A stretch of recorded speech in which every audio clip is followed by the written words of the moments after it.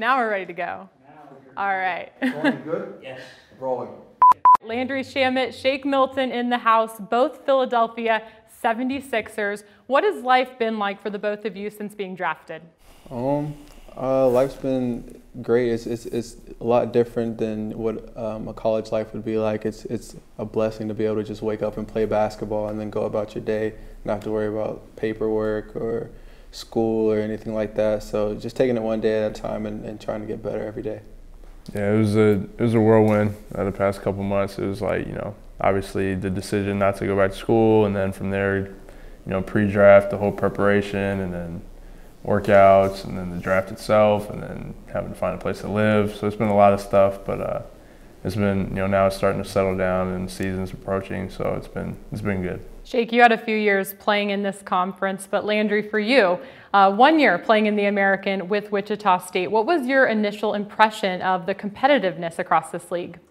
We knew, as a team and as a community, it was going to be a step up and a lot different. Better teams night in and night out, playing against pros every night, and that's what it turned out to be. Really great atmospheres. Some of the most, exciting basketball games in college that I'll have memories from were my last year. At some of the schools we played at, playing against really good teams, and he lit us up.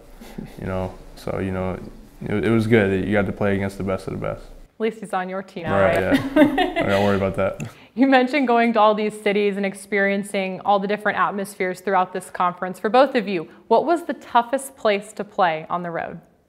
Probably Cincinnati. That was live. Yeah, we played Cincinnati on their senior night. That was pretty crazy. UConn was always packed out. Wichita State was live. Both Koch Arena and Moody Coliseum are two of the most electric atmospheres in the country. Shake, how would you describe Moody Magic? Moody Magic is something else. The city of Dallas, they really get around us and they support us. Everybody comes out. There's only like 8,000 people there, but it's always packed, and they get loud and rowdy, and it's a crazy experience.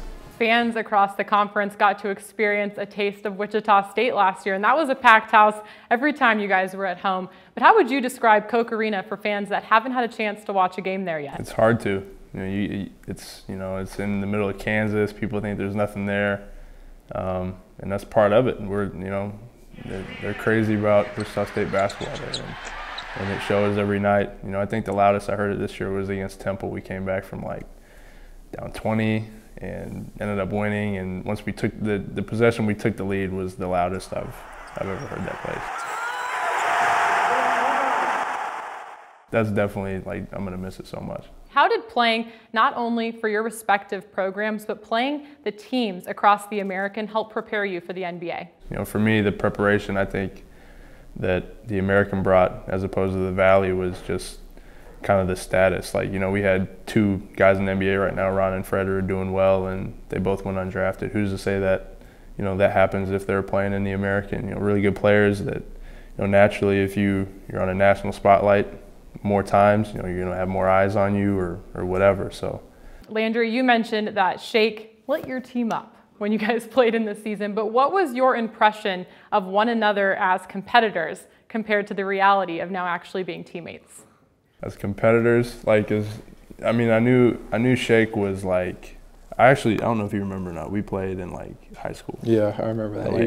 What was the team called? We were the Pumas, bro. Yeah. Blue Pumas, team. and then Mocan. I remember we played you guys. Yeah. And so I knew Shake or whatever, obviously I knew who he was. And then, he was having a really good year last year, and coach was gassing you up like crazy, in scouting reports and stuff, we got this dude right here, he's a problem, blah, blah, blah. And so, I knew he was a good player.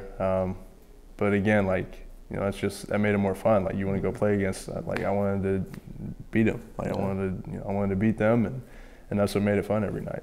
As you see your coaches, but also some of your former teammates walking around here today at Media Day, now that you're out of the college game, what is going to be the advice that you give them? I think taking advantage of the time you have and not, it could come quicker than expected or in a different way than expected. And just, kind of controlling everything you can control on a day-to-day basis. That's what I've been telling those guys. So. When you look back to college, what's your favorite memory?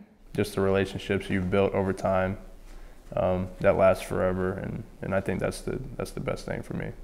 Yeah, for me it's just the simple stuff, like, you know, just after practices, being in the locker room and joking and talking with your teammates, and then figuring out where y'all are gonna go eat, what y'all gonna do after practice, after games, and just those little moments right there are really special. So when SMU plays Wichita State this year, are you gonna watch this game together? Might have to, right? might have to get a bet going. Or Right, we might have to do something. A jersey or a jersey. Yeah. Well, thank you both so much for making the trip here to Media Day, and of course we wish you the best of luck this season with the Philadelphia 76ers. Thank you. Yeah, thank you. Yeah, of course.